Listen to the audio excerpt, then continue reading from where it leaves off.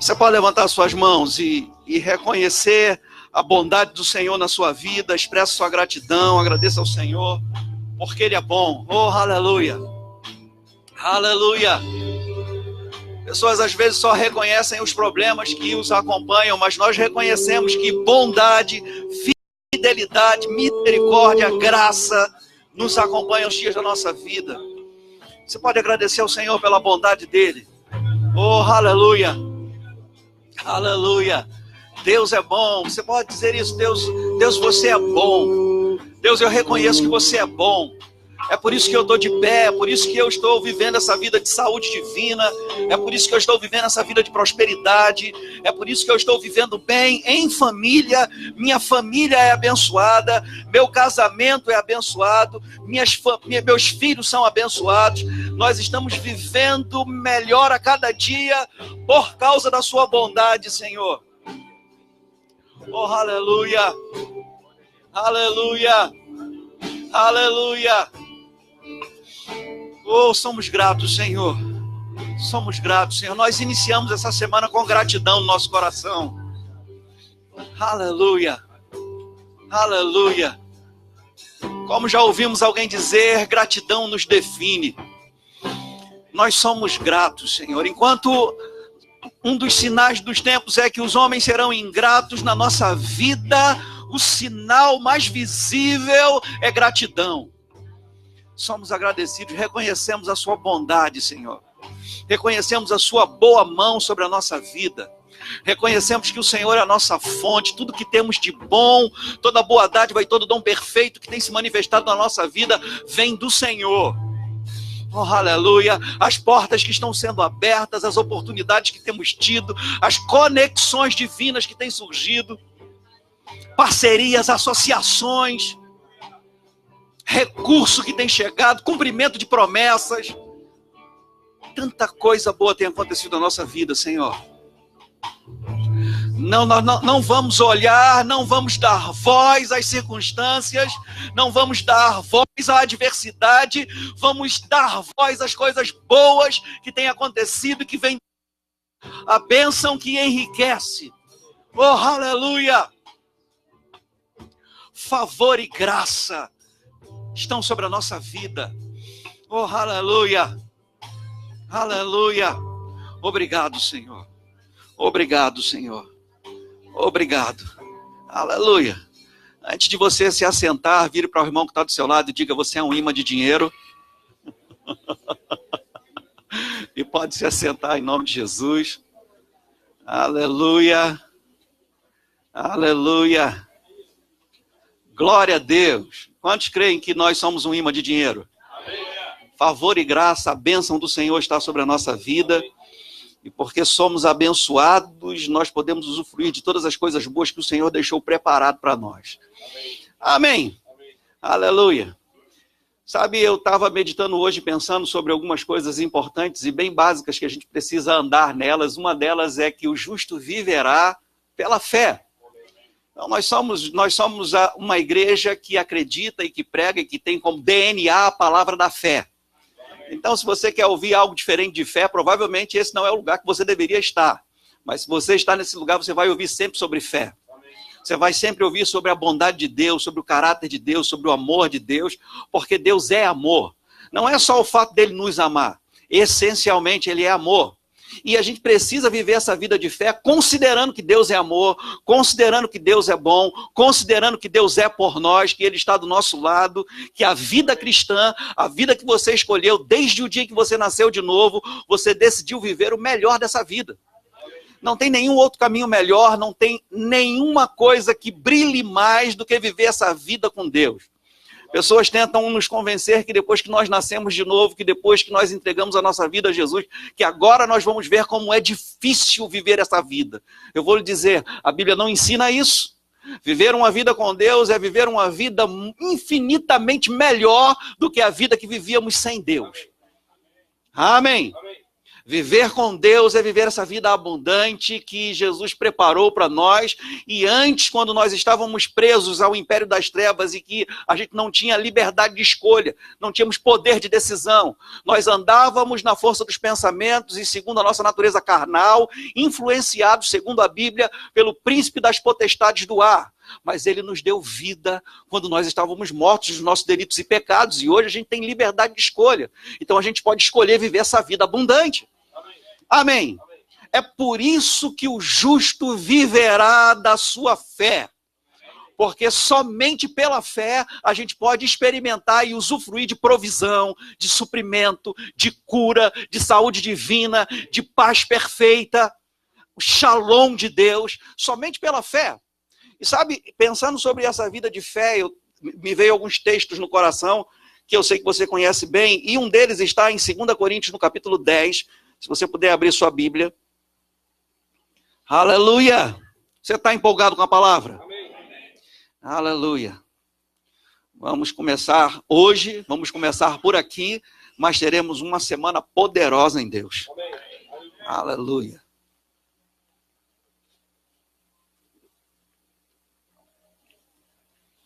Aleluia, talvez você pense, eu tenho tanto testemunho para contar das coisas boas que aconteceram essa semana, e como a gente tem pouco tempo hoje, a gente não vai dar tempo de todo mundo contar testemunho de coisas boas que aconteceram, mas o fato é que tem coisas melhores para acontecer essa semana. Amém. Amém. Aleluia. Diz assim a palavra do Senhor, 2 Coríntios, capítulo 10, a partir do versículo 3, é um texto bem conhecido, eu vou ler nessa versão revista e atualizada, depois eu quero te mostrar numa outra versão, diz assim: porque embora andando na carne, não militamos segundo a carne, porque as armas da nossa milícia não são carnais, e sim poderosas em Deus, para destruir fortalezas, anulando nós sofismas e toda altivez que se levante contra o conhecimento de Deus, e levando cativo todo pensamento à obediência de Cristo. Amém. Amém. Aleluia. Embora nós andemos na carne, e eu sei que fica meio, às vezes, incoerente quando a gente não entende o contexto, nós estamos no Espírito, como andamos na carne. Tem uma outra versão que deixa mais esclarecido esse texto, que é a versão NVT, se você tiver essa versão você pode acompanhar comigo, mas senão eu vou ler de qualquer jeito para você, diz assim, os mesmos 3 versículos, né? 2 Coríntios, capítulo 10, a partir do versículo 3, diz assim: embora sejamos humanos, tem algum humano aqui? Embora sejamos humanos, não lutamos conforme os padrões humanos. Diga padrões humanos. Então, embora sejamos humanos, somos seres humanos, nós não lutamos segundo os padrões humanos. Então, existe um padrão humano, que eu chamaria de um padrão natural de se viver, e existe um padrão mais elevado, que é um padrão sobrenatural. Que para nós que somos crentes é um padrão natural, porque é natural para o crente viver no sobrenatural. Embora sejamos humanos, não lutamos conforme os padrões humanos. Usamos as armas poderosas de Deus e não as armas do mundo. Diga armas do mundo. Então as armas, os recursos, se você preferir, que nós usamos, não são os recursos do mundo, nós usamos recursos de Deus.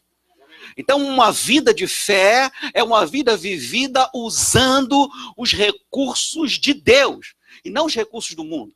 Existem muitos recursos no mundo, gente, veja, eu não estou criticando recursos que são úteis e que são bons. Existem ferramentas boas, mas nada é mais eficaz do que a palavra de Deus. A palavra de Deus, ela é viva e eficaz, e mais penetrante que espada alguma de 2 gumes. Se você, naquela época em que, no contexto bíblico, tivesse que enfrentar um inimigo e tivesse uma boa espada, uma espada bem afiada, seria muito útil aquela espada para você naquela briga. Mas mais eficaz do que aquela espada é a palavra de Deus. Nada é melhor do que a palavra de Deus. Sabe, as pessoas dizem, mas não seria bom fazer ir a um psicólogo, fazer uma análise? Nós não temos nada contra os psicólogos, nós não temos nada contra a psicologia. É uma ferramenta fantástica, excelente. E se você está fazendo algum acompanhamento, é bom que você queira melhorar. Mas eu vou lhe dizer, existe uma ferramenta mais eficaz. Existe algo melhor. Porque eu vou lhe dizer, toda ferramenta humana, todo recurso humano é limitado. Só alcança até certo ponto, só traz resultados até certo ponto. Mas a palavra nunca falha. Ela é viva, ela é eficaz, ela prospera naquilo que ela é designada e Deus mesmo vela por sua palavra para que ela se cumpra. Então, se você não está encontrando solução nos recursos que você tem usado, ainda há esperança. Porque a palavra nunca falha. Nunca vai falhar. Então a gente tem sempre que voltar para a palavra. Então, embora sejamos humanos, não lutamos conforme os padrões humanos, usamos as armas poderosas de Deus e não as armas do mundo, para derrubar as fortalezas do raciocínio humano. Então existem raciocínios humanos, pensamentos naturais, que podem se tornar uma fortaleza. E sabe, eu vou lhe dizer, aquilo que chamamos de religiosidade é exatamente isso. São fortalezas de raciocínio humano que são construídos ao longo da nossa vida com opiniões e achismos e coisas que não estão submissas à palavra e a gente vai colocando para dentro. Alguém dá uma opinião, talvez a educação, talvez na escola, talvez as referências, talvez o que a gente está colocando para dentro. Aquilo tem construído uma fortaleza dentro da gente. E a gente não consegue ver o mundo como a gente tem que ver. E eu preciso lhe dizer isso. É impossível viver uma vida de fé, viver uma vida onde a Bíblia fala que a nossa fé ela pode ser e deve ser eficaz. Uma vida de fé que funciona. É impossível ser vivida sem uma mente renovada, sem uma alma renovada. Você vai ter uma visão completamente distorcida. Pode ser uma visão sofisticada, pode ser uma visão bonita, as pessoas podem achar legal aquilo que você pensa, a sua fala, a sua conversa, a sua filosofia de vida, mas eu estou falando de uma vida real, que funciona, que agrada a Deus sobretudo. A vida de fé é a única vida que agrada a Deus, e não há vida de fé sem uma vida de submissão à palavra. Amém. Pensamentos distorcidos, pensamentos que a gente vai adquirindo, porque na verdade uma vida religiosa nada mais é do que procurar uma explicação que nos deixe numa zona de conforto onde a gente não precisa fazer ajustes. Isso é vida religiosa. A gente não precisa se posicionar, a gente não precisa crer, a gente não precisa exercer a nossa fé, então a gente vai tentar trazer uma explicação, uma justificativa, distorcer o caráter de Deus. Então alguém está enfermo, é mais fácil dizer que Deus tem um propósito em colocar aquela enfermidade, ou melhor dizendo, permitir que ela esteja enferma, porque Deus tem um propósito maior. Isso é mistério. Deus tem um mistério naquela doença. Deus tem um propósito sobrenatural em que você sofra para que você se torne uma pessoa mais humilde. Então as pessoas começam a achar explicação que vão comprometendo a revelação do caráter de Deus para justificar aquele lugar de conforto onde ela não vai precisar crer diariamente. Porque se você crê no que a palavra diz, mesmo que esteja doendo, você continua com a mesma confissão. Cristo é aquele que cura. Ele carregou com as minhas enfermidades e pelas feridas dele, eu já fui sarado, mesmo doendo, mesmo com sintoma, mesmo sem o quadro mudar, mesmo com o diagnóstico do médico. Eu continuo crendo, vivendo a minha vida de fé. A minha mente ela é renovada pela palavra diariamente. A dor está muito forte, a vontade é de dar voz ao que eu estou sentindo, mas eu vou dar voz à palavra. Isso é uma vida de fé. É porque a gente pensa que uma vez que a gente ouve a palavra, a alma está renovada para sempre. Não é assim. Você precisa encher a sua mente da palavra diariamente. Você precisa bombardear a tua alma com a palavra. Você precisa não dar descanso à sua alma, enchendo ela da palavra. Se expondo diariamente à palavra. Se enchendo da palavra, para que você pense a palavra. Amém. Se a gente quiser usar os padrões humanos, e sabe, tem tanta gente inteligente por aí, tem tanta gente sábia, mas a Bíblia diz que a sabedoria do mundo não alcança nem a loucura de Deus. Eu não tenho que andar na sabedoria do mundo, eu tenho que andar na loucura da pregação, eu tenho que andar na loucura da palavra, naquilo que os homens vão considerar como louco, mas que vai trazer resultado para a minha vida. Oh, aleluia. Aleluia. Então usamos as armas poderosas de Deus e não as armas do mundo para derrubar as fortalezas do raciocínio humano e acabar com os falsos argumentos. Destruímos todas as opiniões arrogantes que impedem as pessoas de conhecer a Deus. E levamos cativo todo pensamento rebelde e o ensinamos à obediência e a obedecer a Cristo. Amém. Sabe, eu tenho percebido ao longo do tempo que todo religioso é arrogante e soberbo. Todo religioso acha que sabe mais do que a palavra, todo religioso acha que conhece mais a Bíblia do que Jesus, todo religioso se acha mais espiritual do que Deus. Todo religioso tem uma explicação, tem um argumento para tentar contradizer aquilo que a palavra diz. E sabe, todo religioso acaba literalmente se afastando da simplicidade que há no Evangelho. O apóstolo Paulo vai dizer isso, que ele tinha uma preocupação com a igreja de Corinto, que eles fossem enganados como Eva foi enganada pela serpente e se afastassem da simplicidade que há no Evangelho. Eu vou lhe dizer, é mais difícil procurar uma explicação para justificar uma doença, para justificar aquele câncer, do que aceitar simplesmente que a doença veio do diabo e que a vontade de Deus é que você ande em cura divina e que a cura que você crê vai se manifestar. Mas, pastor, como a cura vai se manifestar se meu quadro está piorando a cada dia? Como minha cura vai se manifestar se a dor está aumentando a cada dia?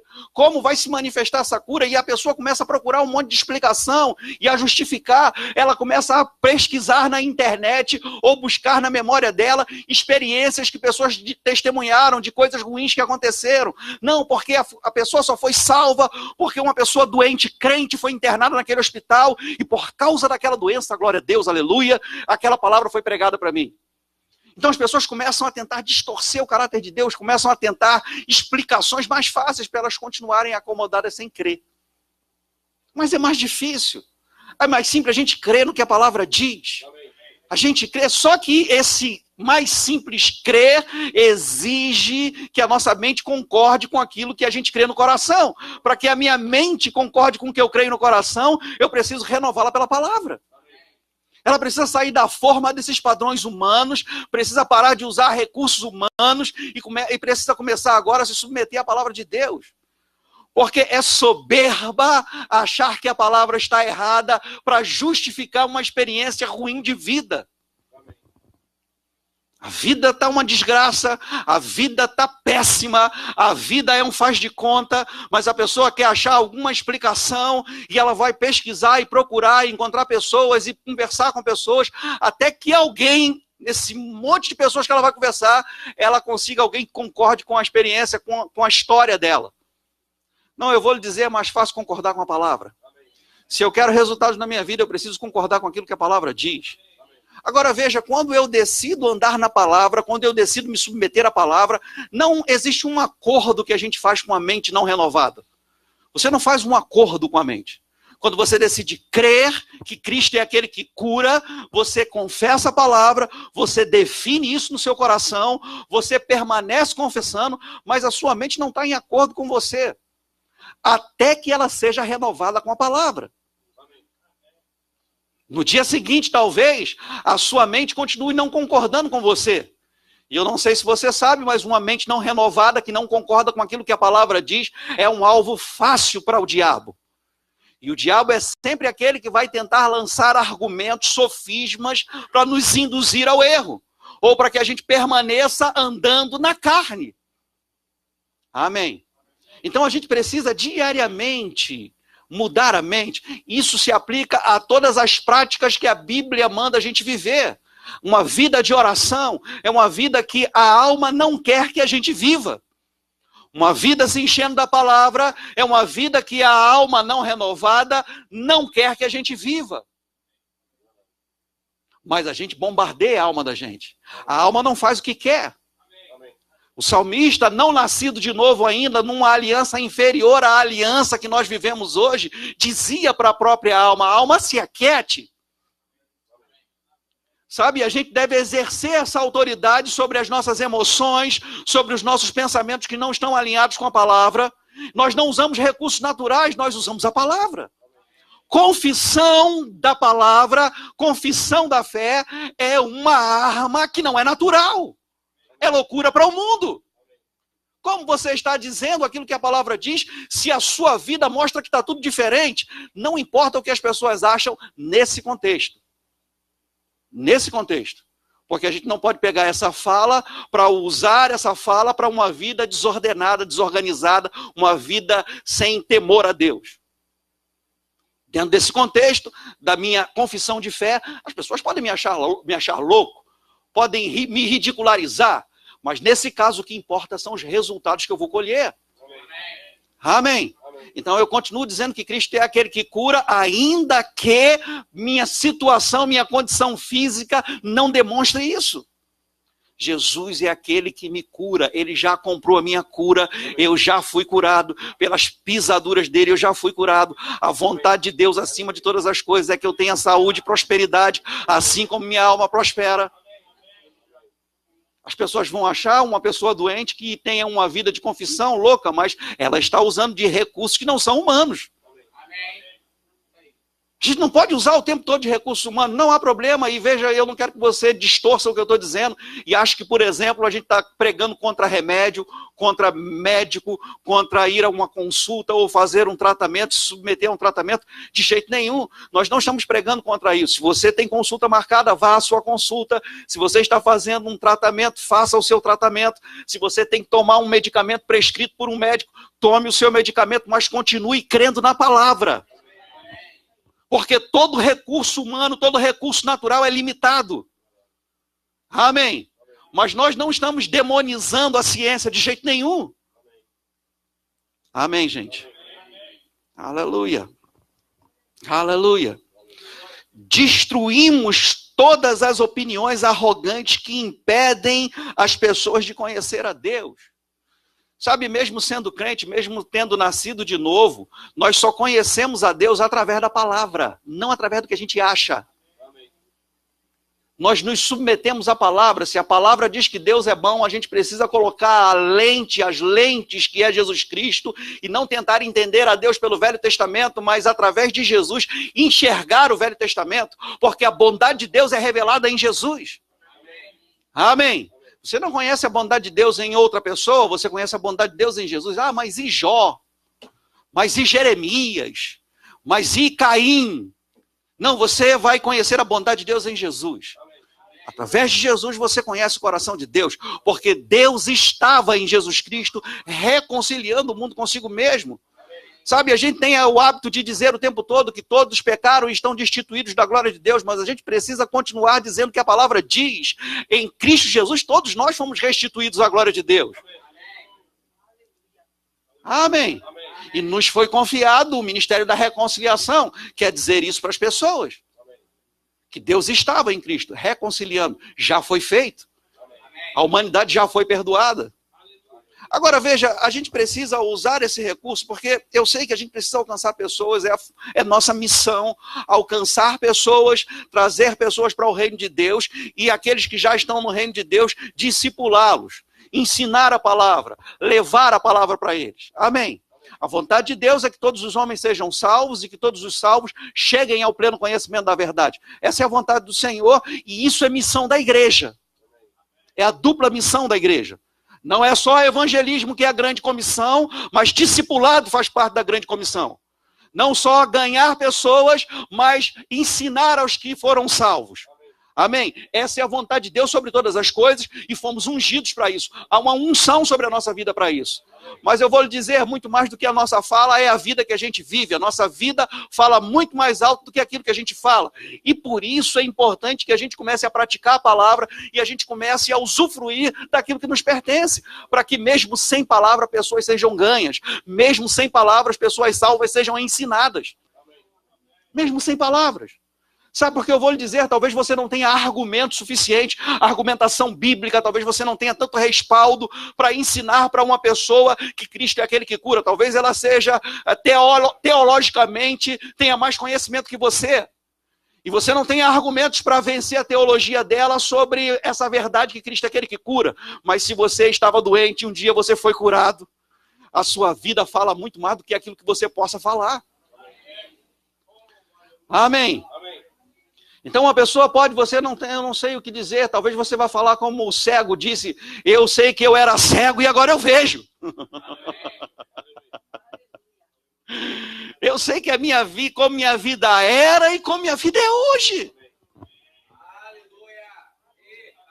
A pessoas podem debochar de você, podem dizer, eu não acredito muito nessa conversão, eu não acredito, fez tudo de errado, agora diz que é crente. Elas podem dizer isso, conversar isso entre os amigos ímpios, entre aquele grupinho que a Bíblia chama de roda dos escarnecedores. Eles podem ter esse tipo de argumentação, mas uma hora eles vão ficar pensando, meu Deus, a vida daquela pessoa mudou. Ele não é mais a mesma pessoa, alguma coisa, esse negócio de religião funciona, esse negócio de ser crente funciona, porque tem algo diferente. Era uma pessoa que vivia uma vida toda errada, agora vive em família. Era uma pessoa que tinha vários relacionamentos, agora é um marido fiel, uma esposa fiel, um pai, uma mãe. Aleluia.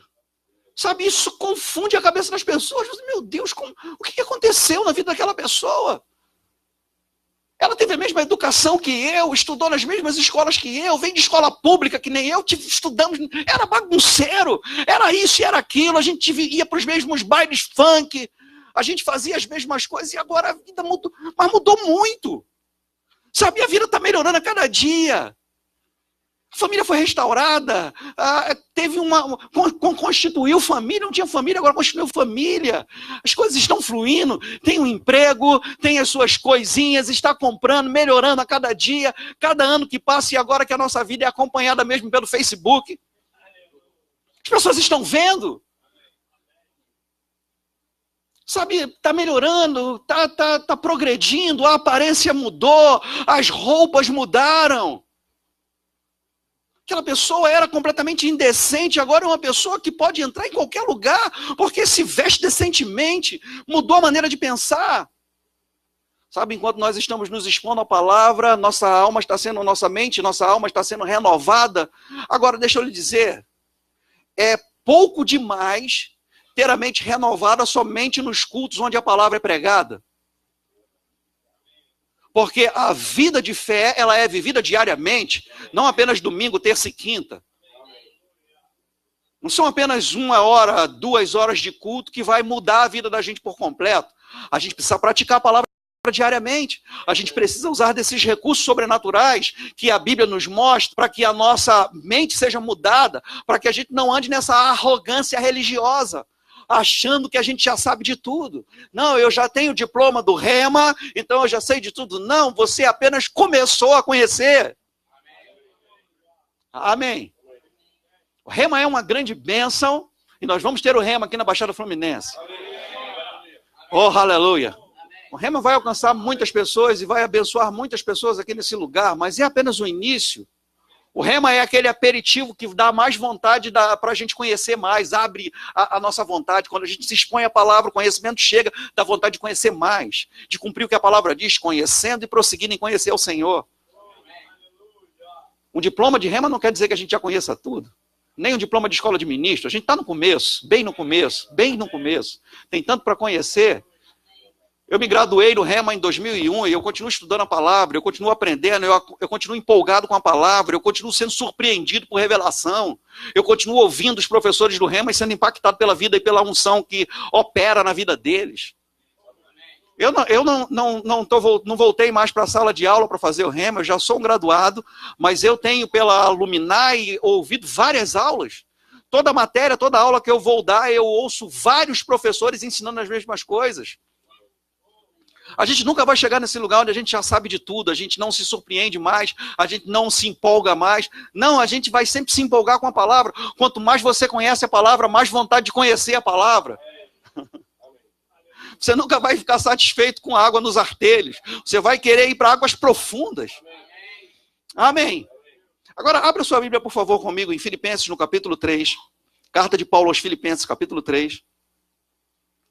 Você está comigo? Aleluia.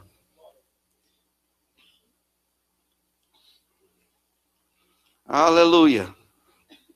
Quem achou, diga: minhas contas estão pagas.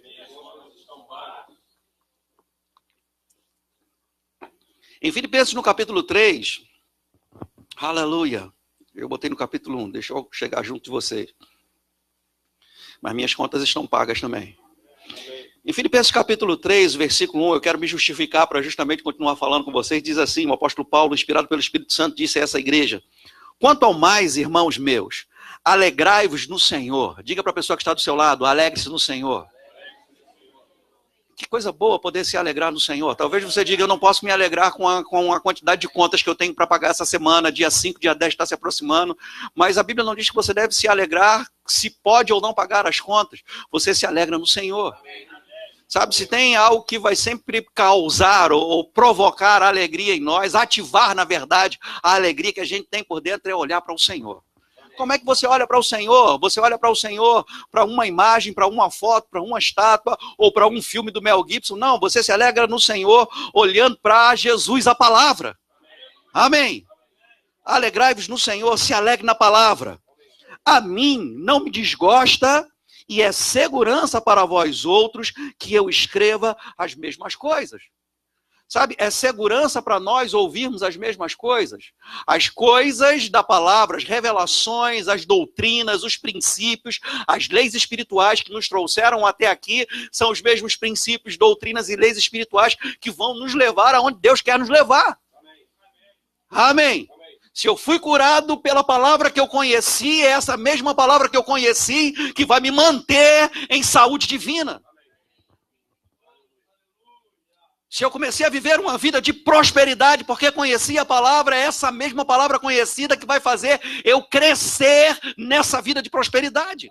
Não tem uma outra palavra, não tem uma nova revelação, sabe? Toda nova revelação que a gente concorda é aquela nova revelação que nos traz de volta para o original. Porque Cristo, aquele que cura, pode ser uma revelação nova para muitas pessoas, mas já está na palavra há milhares de anos. Amém. Aleluia. Glória a Deus. Então, vamos avançar. No versículo 12 do capítulo 3 de Filipenses diz assim, o apóstolo Paulo disse: não que eu já tenha recebido ou tenha obtido a perfeição, mas prossigo para conquistar aquilo para que também fui conquistado por Cristo Jesus. Irmão, quanto a mim, não julgo havê-lo alcançado, mas uma coisa eu faço, esquecendo-me das coisas que para trás ficam e avançando para as que estão diante de mim. Então, deixa eu dizer uma coisa para você. O apóstolo Paulo, ele está falando sobre essa vida de alegria, essa vida de fé. Amém. E ele disse, eu não me canso de escrever as mesmas coisas para você, porque se ele está dizendo para os filipenses que eles devem viver uma vida de alegria, se ele está dizendo alegrai-vos, e vai dizer no capítulo 4, versículo 4, alegrai-vos no Senhor, outra vez vos digo, alegrai-vos. Se ele vai dizer isso, e ele está dizendo também que a única maneira de nós vivermos essa vida de alegria constante, essa vida no Espírito, porque uma vida de alegria é uma vida andando no fruto do Espírito. É uma vida andando e caminhando de dentro para fora. Não é uma vida usando os recursos humanos, mas é uma vida usando os recursos que a gente tem por dentro. A única maneira de se fazer isso é ouvindo as mesmas coisas. É por isso que ele escreveu as mesmas coisas. Ele não tinha os recursos que nós temos hoje.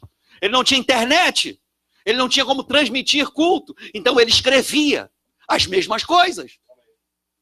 A única maneira de nós desfrutarmos do que a gente tem por dentro é diariamente, continuamente, praticar a palavra. Continuamente nos expomos à unção e à palavra.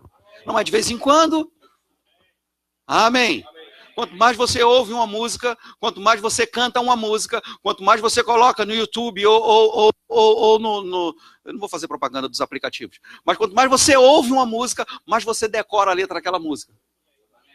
Eu não sei, provavelmente não acontece com você, mas tem muita música que eu canto com a letra errada. E eu penso que está cantando uma coisa, mas não é. Até que eu leio a letra. Eu falo, meu Deus, era isso? Não tem nada a ver com o que eu estava cantando. Mas quanto mais a gente ouve, quanto mais a gente vê, quanto mais a gente escuta, aquilo vai entrando, vai ficando impresso no nosso coração. E chega um momento em que a gente não erra mais. Sabe? E a gente precisa fazer isso com a palavra. É bom que a gente ouça música, é bom que a gente ouça outras coisas, mas a gente precisa ouvir mais ainda a palavra. Porque a palavra precisa ficar impressa na nossa alma. Amém. Aleluia. Então o apóstolo Paulo diz, eu não estou dizendo que eu já recebi, nem que eu já obti a perfeição. Ele está dizendo, eu não estou dizendo isso. Eu não estou me colocando numa posição acima de vocês. E eu quero que vocês entendam isso. Quando a gente fala, quando a gente prega, nós fomos chamados para pregar e para ensinar, nós estamos dentro daquilo que a gente está falando. A palavra, ela não é só para quem está ouvindo, mas quem está falando também recebeu a palavra. Toda instrução que sai do púlpito é uma instrução que antes passou pelo púlpito. Não existe uma instrução, uma lei espiritual, uma direção da palavra que seja só para os ouvintes e a gente que prega, não. Todos nós somos família de Deus e todos nós temos que praticar a palavra. Se eu pregar aqui, por exemplo, dizer que você tem que viver uma vida de oração, você precisa saber que eu também tenho que viver uma vida de oração. Não é algo que os pastores não precisam fazer. Muito pelo contrário, eu vou lhe dizer, a responsabilidade é maior sobre os nossos ombros. Amém. Aleluia. Paulo disse, não que eu já tenha recebido ou tenha já obtido a perfeição, mas eu prossigo para conquistar aquilo que também foi conquistado por Cristo. Paulo, ele não se coloca acima das pessoas, mas ele também não se coloca o fato de não estar acima de ninguém como um pretexto para não avançar. É aquela história de, não, a carne é fraca, né? Sabe como é, né? Ninguém é perfeito. E aí continua naquele lugar de imperfeição. Não, a Bíblia diz, sede perfeitos como é perfeito vosso Pai. Então o fato da gente não ter alcançado a perfeição ainda não é um pretexto para a gente não avançar, muito pelo contrário. Você não deve ficar naquele lugar onde o diabo está condenando e acusando você, você deve seguir em frente, mas você não deve se acomodar na imperfeição.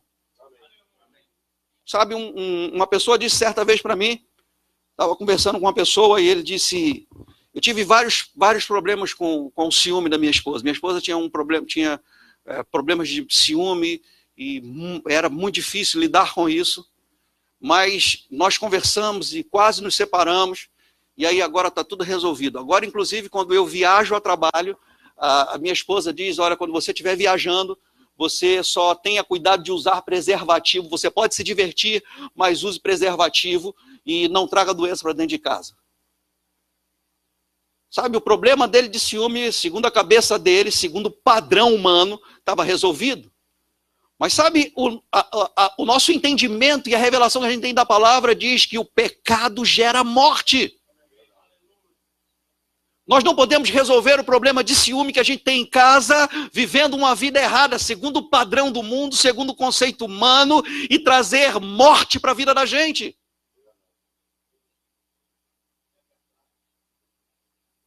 São pensamentos que são contrários aos pensamentos da palavra. As pessoas querem viver do jeito que elas acham melhor. Não, mas no mundo isso é normal. É normal no mundo, mas o mundo vai para o inferno. O pecado continua gerando morte. O salário do pecado. Você sabe que o pecado tem um salário? Uma vida de pecado é uma vida de portas abertas para Satanás. Amém. Então nós não alcançamos a perfeição ainda, mas isso não é motivo para a gente continuar vivendo no erro. Talvez a gente tenha cometido um erro, talvez a gente tenha falhado, mas se errarmos, a Bíblia diz, temos um advogado junto ao Pai, Jesus Cristo o homem. Então nós não vamos andar debaixo de condenação, nós não vamos andar debaixo de acusação do diabo, porque ele é o acusador da nossa alma, mas vamos avançar melhorando. Sem ser irresponsável, lidando, administrando as consequências de erros que nós cometemos, mas avançando sempre. O erro não é o fim da história, o erro não é o fim da linha, o erro é a oportunidade de se começar de novo, agora da maneira certa. Amém. Deus não desiste da gente quando a gente erra. É por isso que nós temos um advogado junto ao Pai. Amém. Aleluia. Então o apóstolo Paulo está dizendo, irmãos, quanto a mim, eu não julgo haver alcançado essa perfeição, mas eu faço uma coisa, é que esquecendo-me das coisas que para trás ficam, eu avanço para aquelas que estão diante de mim. Então é um processo duplo, você se esquece das coisas que ficaram para trás, mas você avança para outras coisas. Eu não posso deixar que um erro que eu tenha cometido e que confessado é perdoado, amém?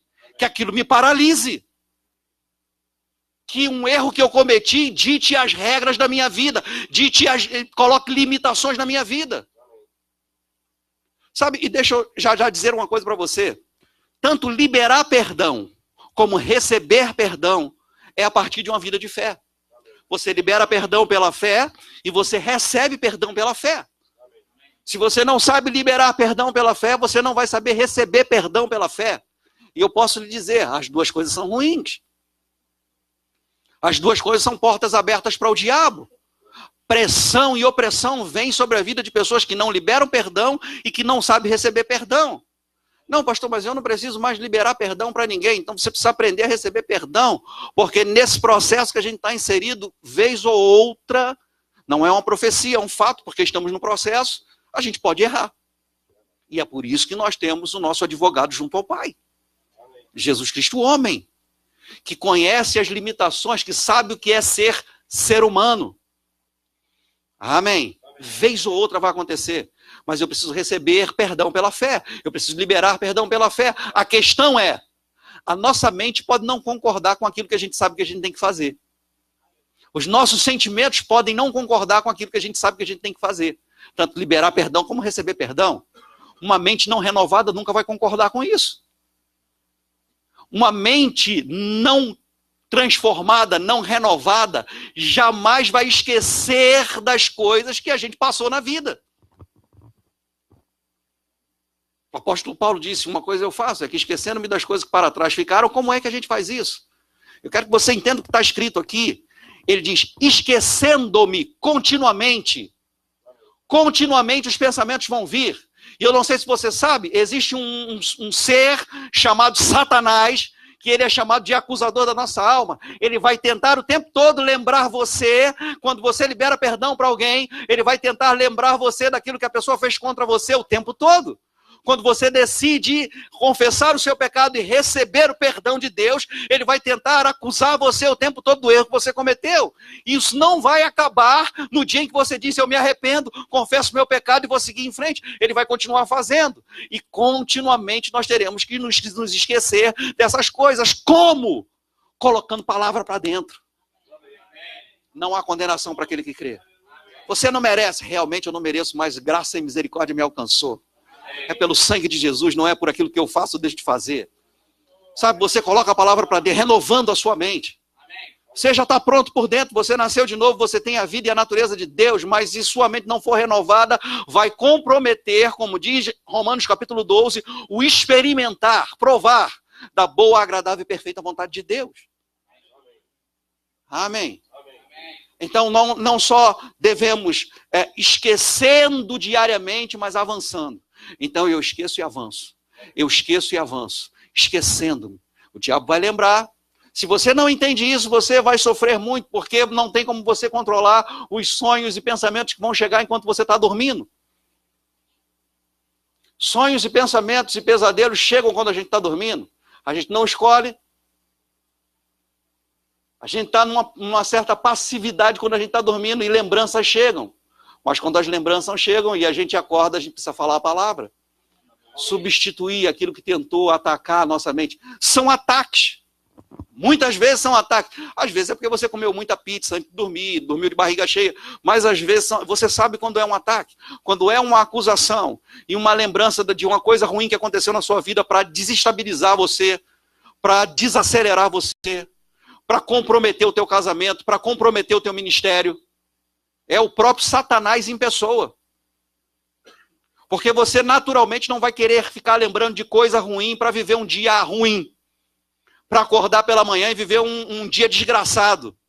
Você não vai planejar isso. Você não planeja, essa noite eu vou sonhar com as coisas ruins que aconteceram na minha vida 20 anos atrás para eu viver um dia péssimo. Para eu não me esquecer. Você não planeja isso. Mas aí você não está pensando sobre aquilo, você não quer mais pensar sobre aquilo, e você dorme e tem uma noite terrível. Quando você acordar pela manhã, a sua mente não está de acordo com aquilo que você tem por dentro, ou com quem você é por dentro, você precisa começar a jogar a palavra para a sua cabeça. Eu sou perdoado, eu sou filho de Deus, eu sou herdeiro de Deus, co-herdeiro com Cristo Jesus. Eu sou povo de propriedade exclusiva do Senhor, nação santa. Eu não sou de qualquer um. Então não é qualquer um que pode ficar jogando pensamento na minha cabeça. Eu sou de propriedade exclusiva do Senhor. Só quem pode colocar pensamento na minha cabeça é Deus. Aleluia. No capítulo 4 de Filipenses, o versículo 6 diz assim. Deixa eu ler o 4, porque já citei aqui, a partir do 4. Capítulo 4, versículo 4 de Filipenses. Alegrai-vos sempre no Senhor. Outra vez vos digo, alegrai-vos. Seja a vossa moderação, equilíbrio, conhecida de todos os homens. Perto está o Senhor. Eu sei que você sabe que o Senhor habita em você. Amém. Esse perto está o Senhor, está falando da volta do Senhor. O Senhor está voltando. Amém. Aleluia. Não andeis, é um mandamento, não andeis ansiosos por coisa alguma. Em tudo, porém, sejam conhecidas diante de Deus as vossas petições pela oração e pela súplica com ações de graças. E a paz de Deus, que excede todo o entendimento, guardará o vosso coração e a vossa mente em Cristo Jesus. Amém. Sobre tudo que se deve guardar, guarda o teu coração, porque dele procedem as fontes de vida, Provérbios 4:23. Ele diz, nós guardamos o nosso coração, não afastando dos nossos lábios toda falsidade, toda perversidade. Então eu não vou falar errado, porque se eu falar errado, eu não estou guardando meu coração. Pelo contrário, eu estou jogando pensamentos errados para minha cabeça, que vão descer para o meu coração. Se eu não penso certo, isso compromete minha vida de fé. Amém. Então, quando as lembranças, os problemas, as situações, as más notícias tentam tirar a gente do eixo, quando o pensamento ruim chega, quando uma imagem ruim é projetada na minha cabeça, eu não vou andar ansioso por essas coisas. Em tudo, porém, eu vou fazer conhecidas de Deus, através das petições com oração e pela súplica com ações de graças. E quando eu fizer isso, sabe, você está com um pensamento ruim, não sabe como lidar com aquilo, não consegue lidar com aquilo, apresente a Deus. Sabe, se tem um recurso, eu não vou ligar para minha mãe para encher a cabeça da minha mãe, para encher a cabeça do meu pai. Eu não vou ligar para colega, não vou ligar nem para irmão da igreja, para falar, eu estou com uns pensamentos ruins, estou com umas coisas na minha cabeça, me agoniando, me ajuda. Não, apresenta a Deus. Sabe, eu vou lhe dizer, graças a Deus por sermos uma família, que a gente tem gente que a gente pode contar, que a gente tem gente que está sempre disposta a ajudar a gente, mas a Bíblia ensina a eu lançar aquilo que está provocando ansiedade ou tentando causar ansiedade em mim a Deus. Você tem que apresentar a Deus em primeiro lugar. Porque muitas vezes a ajuda que a gente está buscando é só compartilhar problema com outra pessoa, é ficar falando de problema. Ficar falando de problema não resolve o problema. A solução para o problema está em Deus. Então eu lanço sobre ele toda a minha ansiedade e pela oração, súplica com ação de graça. Pai, eu estou tirando a minha paz, isso não quer sair da minha cabeça, não consigo como fazer, um monte de pensamento ruim está chegando ao mesmo tempo, estou sendo bombardeado, estou debaixo de um ataque violento, eu apresento diante do Senhor, porque eu sei que no Senhor eu tenho uma saída, eu sei que o Senhor pode me dar sabedoria, eu vou me encher da sua palavra, e graças a Deus, graças ao Senhor, porque eu já tenho a resposta. Súplica, petição com ações de graças. Eu não vou ficar naquele lugar esperando, eu vou orar a Deus, vou ficar esperando, vai acontecer uma hora, quem sabe essas coisas vão sair da minha cabeça. Não é súplica com ações de graça. Eu já peço crendo que já recebi e assim será comigo. Aleluia! Aleluia! Finalmente, versículo 8. Finalmente, irmãos, tudo que é verdadeiro, tudo que é respeitável, tudo que é justo, tudo que é puro, tudo que é amável, tudo que é de boa fama, se alguma virtude há e se algum louvor existe, seja isso o que ocupe o vosso pensamento. Aleluia! Aleluia! Diga, é possível. Se está na palavra, é possível. Então o que vai ocupar os meus pensamentos é o que eu decido. Então, quem decide o que vai ocupar a sua cabecinha, o que vai mexer com as suas emoções e sentimentos, é você e não é o diabo. O diabo pode lançar uma imagem, o diabo pode lançar um pensamento, o diabo pode lançar um sonho, alguma coisa pode chegar de repente, uma lembrança pode chegar de repente, pode ser a carne, pode ser o diabo, mas seja a carne ou o diabo, não tem que permanecer. O que vai ocupar a sua cabeça, o que vai ocupar os seus pensamentos, é o que você decide que ocupe.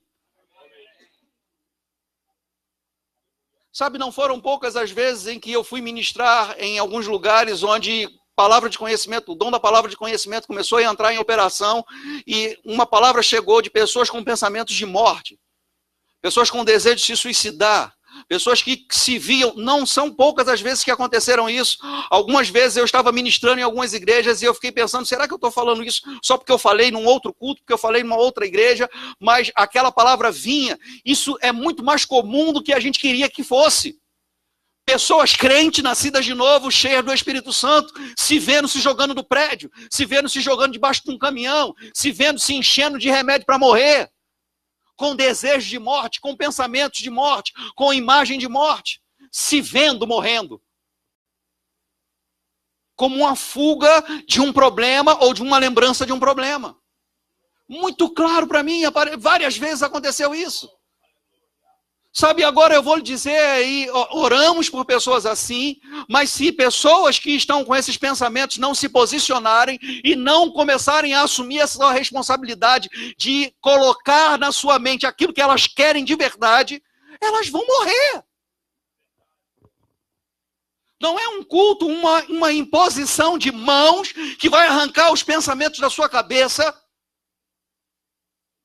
Você não tem um caldeirão em casa igual do Harry Potter, que você chega de noite e tira com a varinha os pensamentos da cabeça para poder dormir. Você precisa decidir arrancar aqueles pensamentos, substituir pensamentos ruins por pensamentos bons. E como é que se faz isso, pastor? Falando a palavra. Toda imagem gerada na sua cabeça, ela é gerada por aquilo que você fala. Veja. A primeira imagem pode ser o que a Bíblia chama de dardo inflamado do diabo, ou seta inflamada. Pode vir de fora. Um pensamento ruim pode vir de fora. Uma imagem ruim pode vir de fora. Nunca o diabo vai dizer, muito prazer, eu sou o diabo, estou enviando esse pensamento ruim para você. Ele vai se fazer passar por você. Ele vai querer dar a entender que aquele pensamento nasceu em você. Pode ser que um pensamento ruim nasça de uma lembrança natural. Às vezes, gente, erros que a gente comete na vida geram consequências que a gente tem que administrar por uma vida toda. Uma pessoa tem um filho fora do casamento. Se arrepende, tudo fica resolvido, mas vai ter que cuidar daquele filho fora do casamento. Vai ter que administrar. Vai ter que lidar com aquilo. Amém. Eu estou usando um exemplo extremo, mas várias outras situações podem gerar consequências que a gente vai ter que administrar ao longo da vida. Você vai ter sabedoria de Deus para lidar com aquilo, vai ter peso para lidar com aquilo, mas há uma graça sobre a sua vida. Sabe, quando eu disse que não há condenação para o que crê, do ponto de vista, através do amor de Deus, não há condenação. Deus não vai te condenar. Mas isso não quer dizer que as pessoas não vão mais condenar a gente. A gente só pode lidar com aquela condenação que vem sobre nós. Com a condenação que sai de outra pessoa, ela vai ter que lidar com aquilo. Eu não tenho como impedir uma pessoa de me acusar, de lembrar do meu passado, de me apontar o dedo. Pessoas vão sempre apontar o dedo para a gente. Talvez estejam sendo usadas pelo diabo. Mas o que eu tenho a ver com isso? Como eu posso lidar com isso? Ela está dando brecha para o diabo. Eu tenho que ter plena convicção de quem eu sou em Cristo. E de quem Deus é. Ele é o meu Pai. Eu estou perdoado. Eu sou a justiça de Deus. Amém. Como eu confesso que sou curado, como eu confesso que sou próspero, como eu confesso que sou filho, eu também confesso que sou a justiça de Deus. Eu confesso que não há condenação para o que crê. Pessoas vão lembrar a gente dos nossos erros, mas nós lembramos a nossa mente de quem somos em Cristo, do perdão que recebemos. Confessando.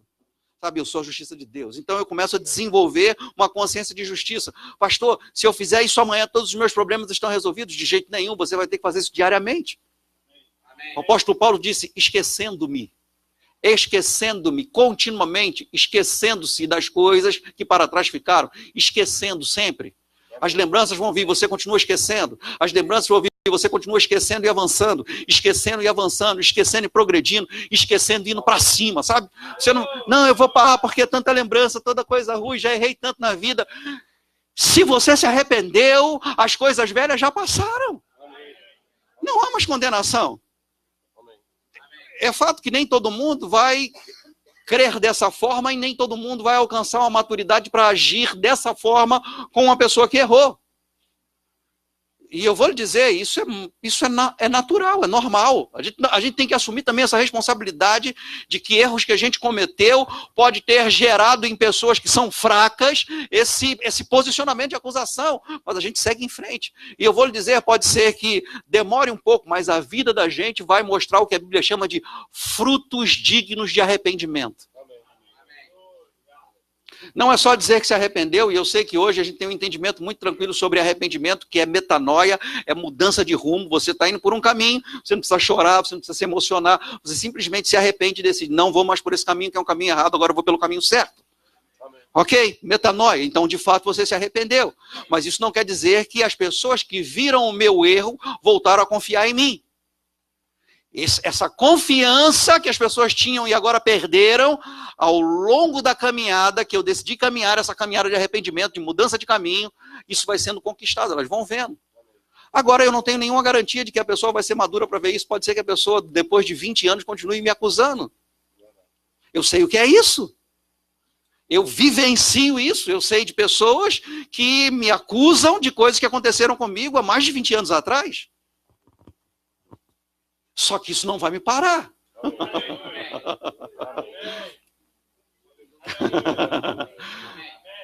Porque se a gente para por qualquer coisa que falam da gente, a gente não está pronto para ser crente. Todo crente, homem, é cabra macho.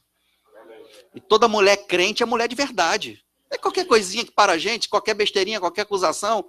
Gente, a gente está roubado se a gente parar por qualquer acusação. Porque o diabo, ele é acusador da nossa alma e ele faz isso diariamente. O diabo é especialista em acusar, ele é profissional. Ele faz isso há muitos anos. Antes da gente nascer, ele já estava nesse negócio de acusar pessoas. Então, se a gente parar por qualquer acusação, por qualquer dedo, a gente está lascado. A gente não vai chegar em lugar nenhum. Nós não vamos agradar todo mundo. Nós não vamos arrancar sorriso de todo mundo. Nós não vamos receber abraço de todo mundo.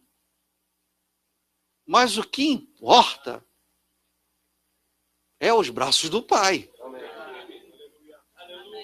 Ele disse, nunca te deixarei, jamais te abandonarei. É por isso que eu disse, ouvi e digo sempre. As pessoas falam, não vivo sem meu marido, não vivo sem minha mulher, não vivo sem meu pai, não vivo sem minha igreja, não vivo sem meu pastor, não vivo sem isso, não vivo sem aquilo, não vivo sem... A gente só não vive sem Deus, gente. A gente só não vive sem Deus. Tem pessoas que escolhem viver sem Deus para não viver sem uma pessoa. A gente só não vive sem Deus.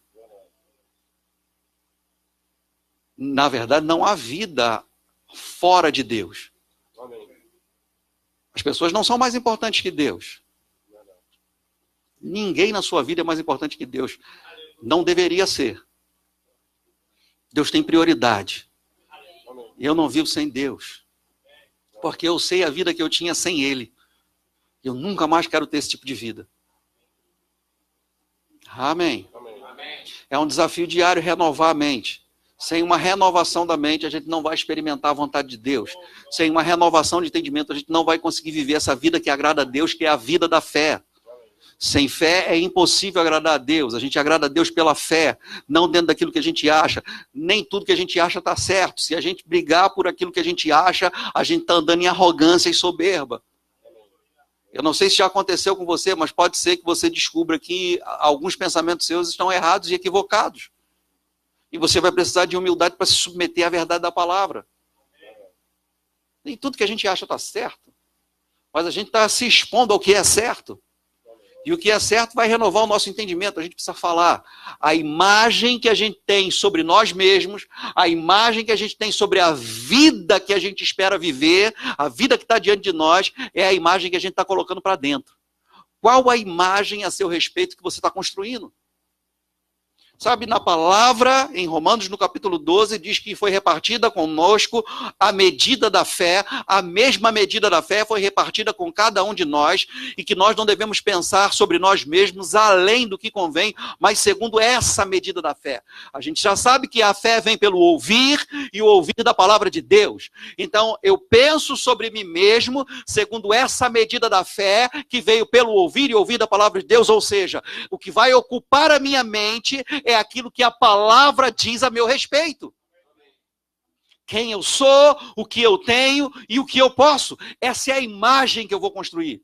Eu não posso construir uma imagem do Márcio na minha cabeça a partir das experiências, a partir das frustrações, a partir das decepções, a partir da opinião das pessoas a meu respeito. Eu preciso construir uma imagem na minha cabeça a partir do que a palavra diz. E só assim eu vou experimentar qual seja a boa, agradável e perfeita vontade de Deus. Porque a boa, agradável e perfeita vontade de Deus é a vontade de Deus para eu, o verdadeiro Márcio, andar nela. Não é o Márcio que a minha sogra acha que eu sou, não é o Márcio que os meus inimigos... Minha sogra não é meu inimigo, eu só estou usando como exemplo, ok? Não é o Márcio que os meus inimigos dizem que eu sou, não é o Márcio que os meus acusadores dizem que eu sou, não é o Márcio que Satanás tenta lançar na minha mente dizendo que eu sou, não é nem o Márcio que eu acho. Porque nós achamos sobre nós mesmos aquilo que a gente já vivenciou até hoje. Mas Deus tem mais. Se tudo que eu vou ser é o que eu sou hoje, eu estou lascado. Ou melhor dizendo, o que eu experimentei até hoje. Mas se o que eu sou é aquilo que a Bíblia diz que eu sou, Deus tem muito mais. Oh, aleluia.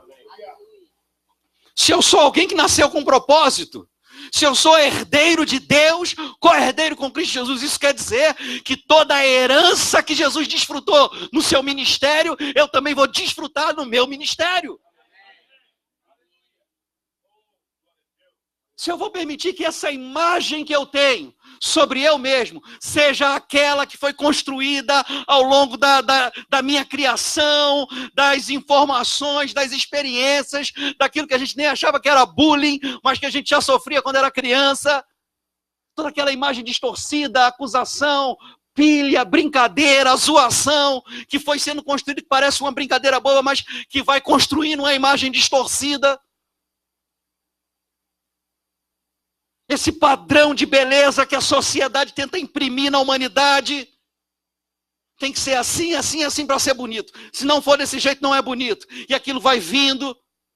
Toda aquela imagem que às vezes papai e mamãe sem sabedoria fizeram comparação entre o filho do vizinho ou o filho do tio lá com a gente. Olha, tá vendo? Fulano teve sucesso, você ainda não. Olha, passou no concurso público, você não. Olha, ali é militar, você não. Ele é bem sucedido, você não. Aquilo vai entrando na